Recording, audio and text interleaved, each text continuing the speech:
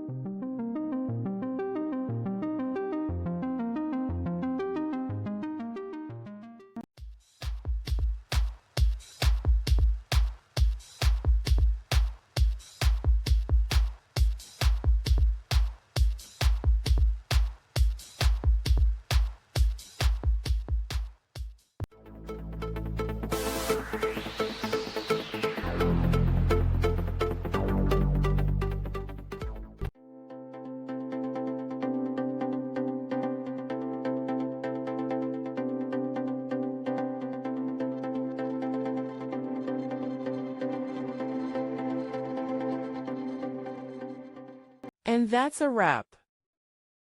I hope you found the answer you were looking for. If you did, take a second to hit that subscribe button. It really helps out. And let me know in the comments which solution worked best for you. See you next time in the debug zone.